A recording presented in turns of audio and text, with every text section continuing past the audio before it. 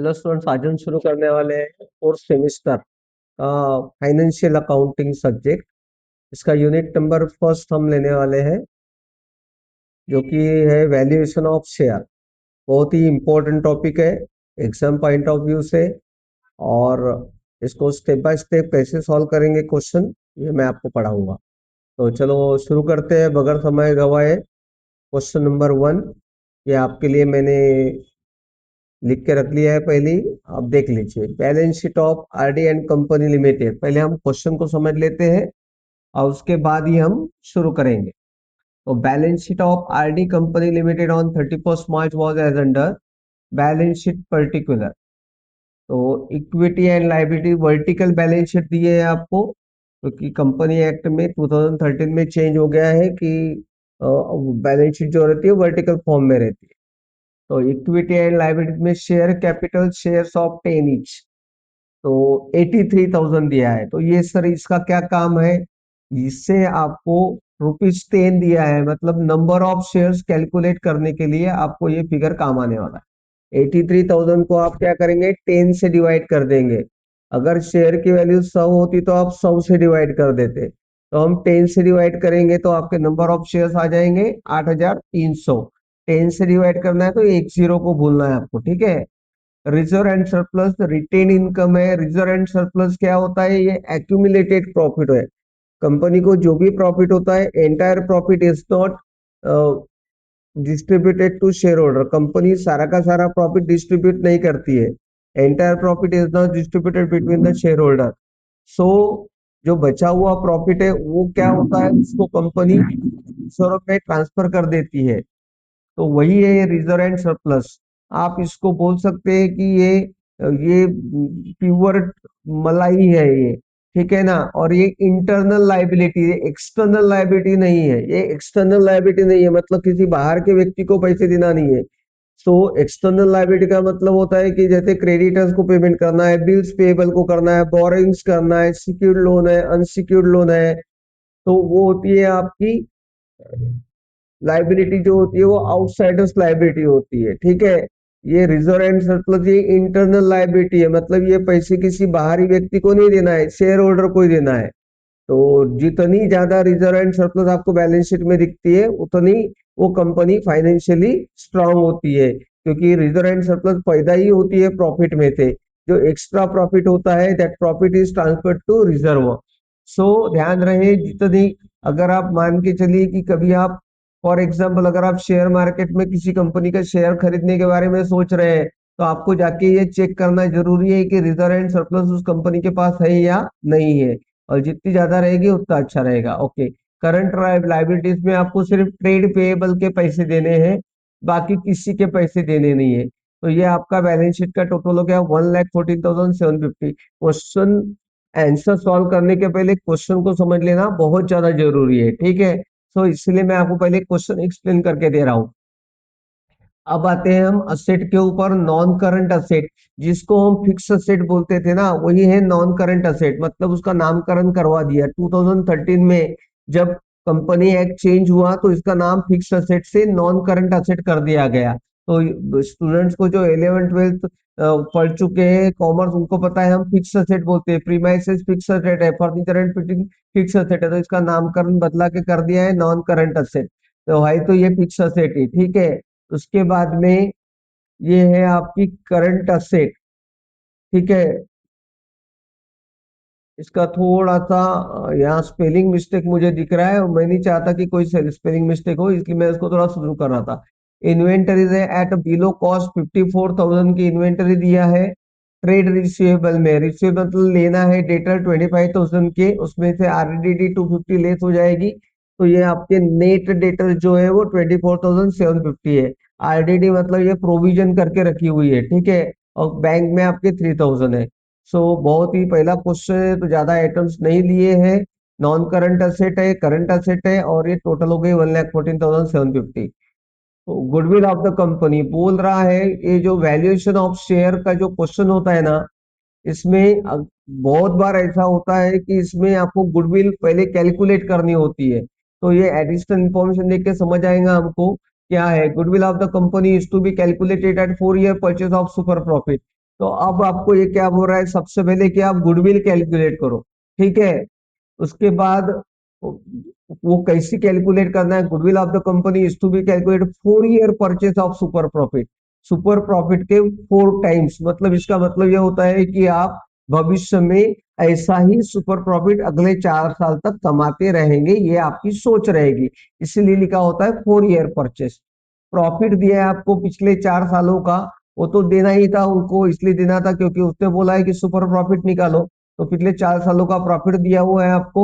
Expected return on funds, इसको हम बोलेंगे एनआरआर, मतलब नॉर्मल रेट ऑफ रिटर्न, मतलब आपकी जो कंपनी है सिमिलर दूसरी कंपनी में भी 11% का रिटर्न होता है। मान के चलिए कि आपकी हलवाई की दुकान है, तो बाजू वाला भी हलवाई 11% से उसका रिटर्न आता है, मतलब जितना आपने कैपिटल लगाया है, आपने 10 लाख कैपिटल लगाया तो उसका 11% रिटर्न नॉर्मली आना चाहिए, नॉर्मल केस में आना चाहिए।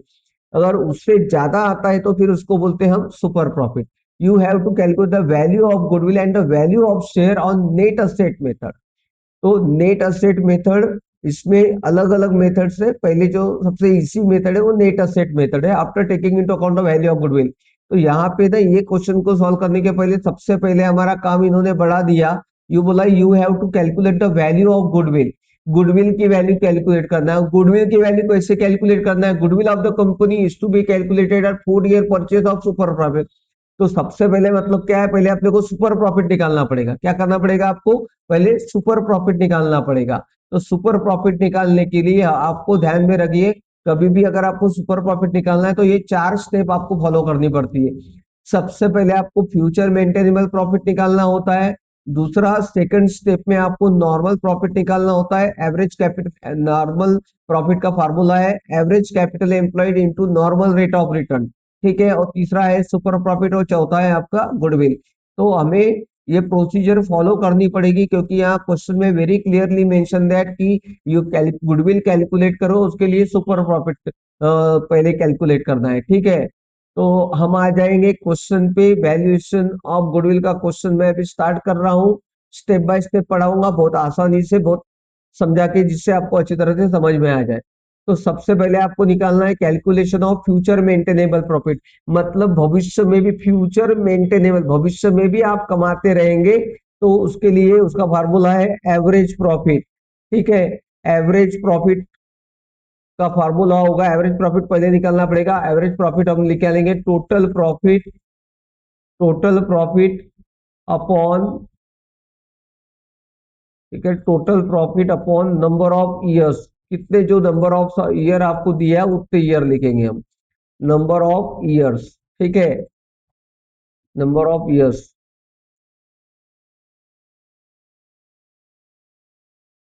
देखिए तुरंत सॉल्व करके देना है तो थोड़ा टाइम लगता है, वीडियो बड़ी होती है, लेकिन समझदारी उसी में आता है जब सर सॉल्व कर करके देते हैं, ठीक है। मैं चाहता तो ये मैं आपको पहले से भी पूरा लिख कर रख के आपको एक्सप्लेन कर सकता था, वो रिवीजन बैच में हम देखेंगे, ठीक है ना। इसकी जब रिवीजन डालेंगे तो उसमें करेंगे, उसमें फिर आपको फास्ट हो जाएगा। तो प्रॉफिट है 17,000, 18,000, 18,000, 20,000, डिवाइडेड बाय 4 करना पड़ेगा, ठीक है।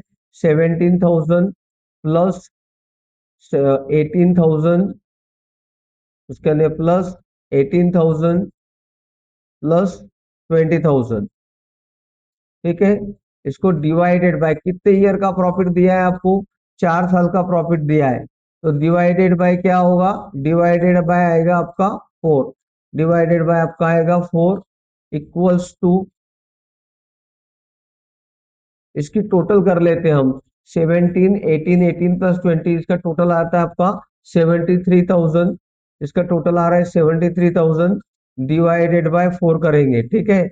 73,000 डिवाइडेड बाय 4, तो इसका आंसर आ गया आपका इक्वल्स टू, ये आपका एवरेज प्रॉफिट निकल में आ गया 18,000, 18,250, ठीक है।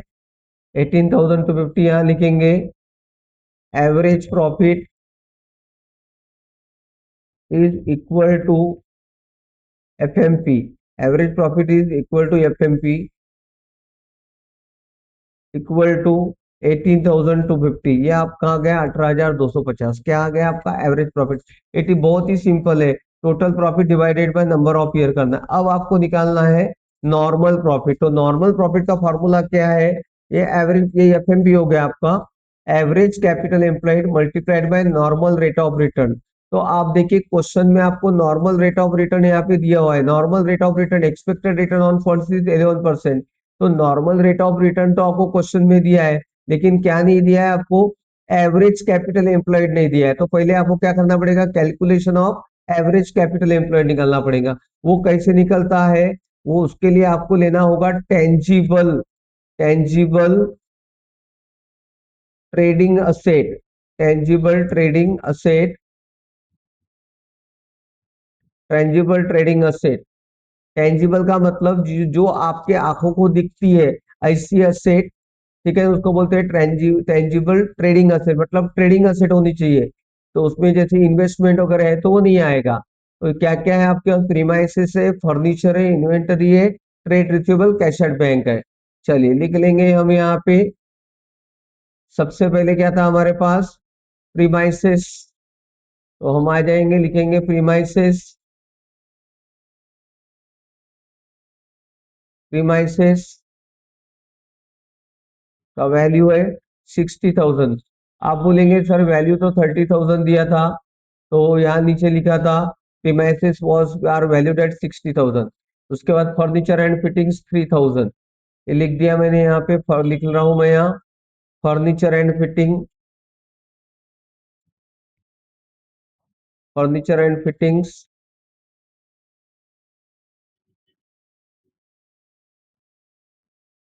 3,000। चलिए आगे बढ़ेंगे हम। नेक्स्ट असेट क्या दिया है आपको? नेक्स्ट असेट दिया हुआ है आपको इन्वेंटरी 54,000। ठीक है, इन्वेंटरी, उसने बोला नहीं है कि इन्वेंटरी को कुछ करना है करके, इसलिए कुछ करने की जरूरत नहीं है। ठीक है, इन्वेंटरी 54,000, इन्वेंटरी 54,000 था। वापस आएंगे और क्या था? ट्रेड रिसीवेबल, तो ये 24,750 आएगा, मतलब डेटर भी बोल सकते हैं आप, डेटर। हम लिखेंगे डेटर 24,750, 24,750। ठीक है, उसके बाद वापस आ जाएंगे। अब क्या बचा आपका? Premises, furniture, inventory, trade receivable हो गया। अब आपका कैश एट बैंक 3,000। वापस आ जाइए, लिखिए कैश एट बैंक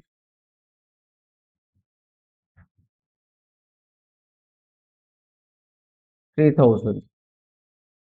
ठीक है,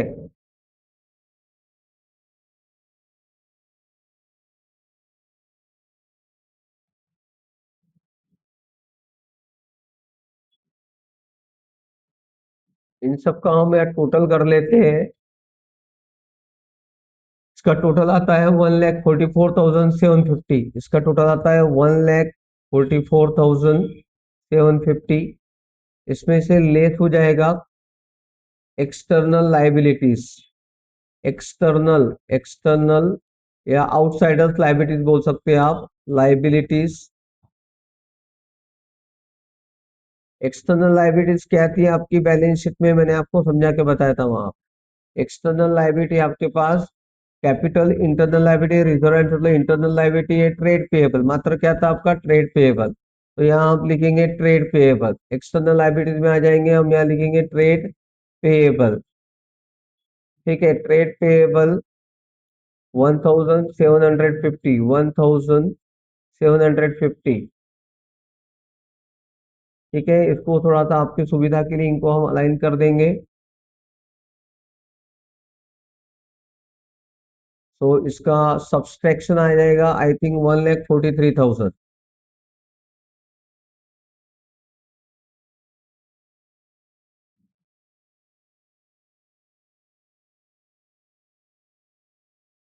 1,43,000 क्या है आपका? Average capital employed. ये 1,43,000 को हम नाम दे देंगे,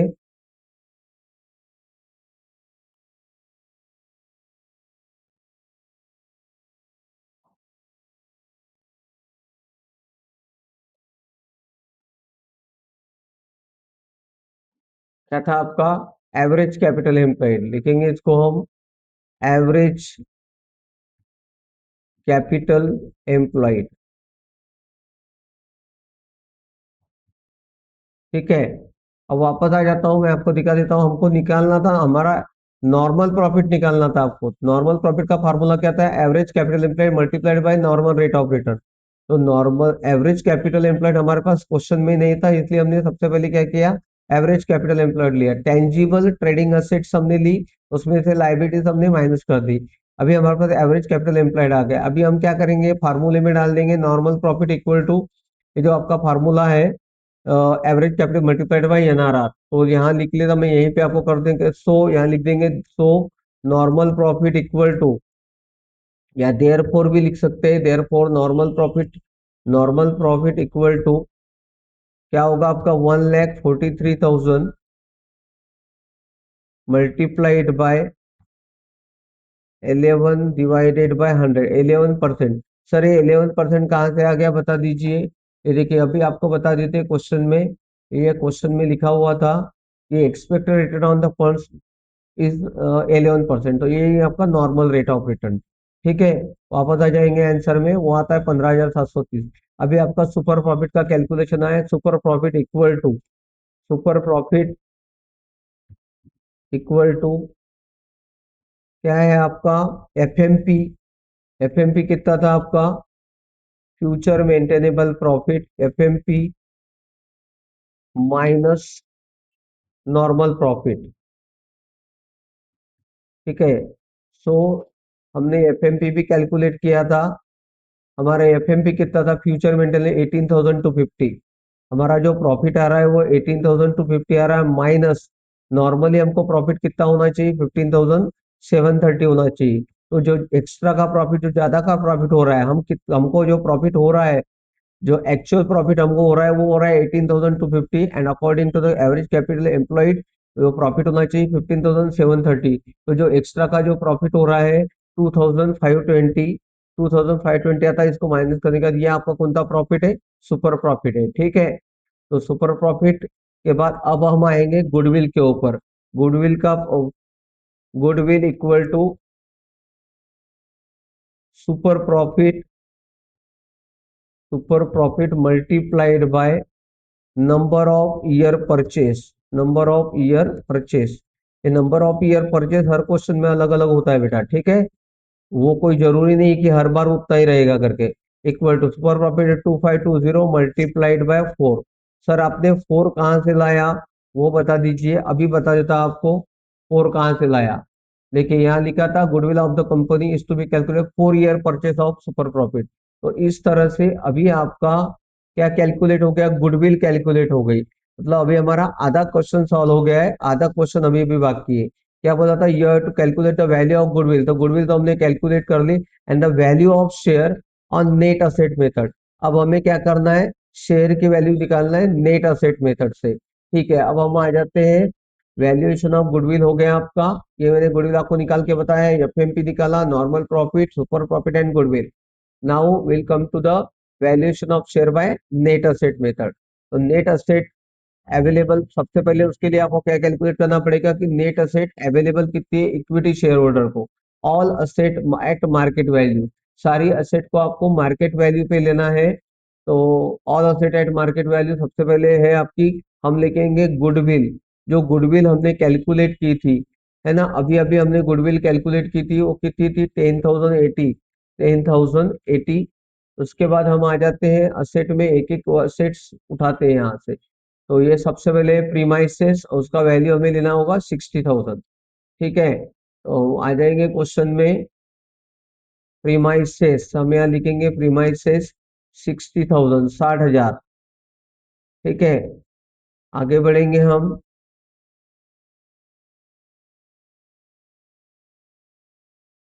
उसके बाद क्या लिखा था आपका, नेक्स्ट फर्नीचर एंड फिटिंग्स 3,000। तो फर्नीचर एंड फिटिंग्स हम लिख लेंगे 3,000। फर्नीचर एंड फिटिंग्स 3,000, 3,000 रुपए। उसके बाद नेक्स्ट क्या है असेट, क्वेश्चन में वापस आते रहेंगे। तो अच्छा, इन्वेंटरी दिया था बिलो कॉस्ट, लेकिन क्वेश्चन में कुछ बोला नहीं है उसकी मार्केट वैल्यू क्या है करके, तो हमें यही वैल्यू देनी होगी। इन्वेंटरी 54,000। ठीक है, आ जाएंगे, हम लिखेंगे इन्वेंटरीज 54,000। चलिए उसके बाद नेक्स्ट क्या है, डेटर्स का आपका शायद डेटर्स है 24,750। दिखा देता आपको, ये देखिए 24, और कैशड बैंक है 3,000। ठीक है, कैशड बैंक वो है आपका 3,000। ये सारी असेट्स हमने ले ली, इसके हम टोटल कर लेंगे अब।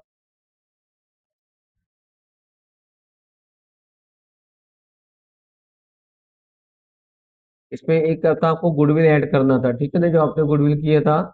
इसके टोटल आ रही है 1,54,830। 1,54,830 लेस करेंगे हम एक्सटर्नल लाइबिलिटीज। एक्सटर्नल लाइबिलिटीज, तभी तो पैसे पता चलेगा ना शेयर होल्डर को कितने मिलेंगे। वो था आपका 1,750। वो था आपका 1,750।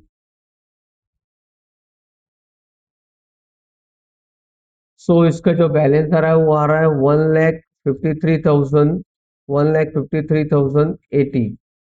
तो ये है आपकी net asset available to equity shareholder.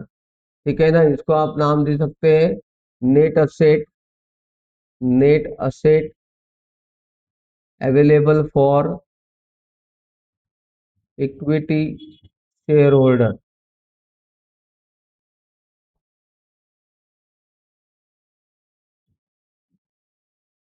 ठीक है, अब क्या करना है आपको, सिंपल ये फार्मूला डालना है, कितनी एसेट अवेलेबल है, नंबर ऑफ शेयर कितने हैं।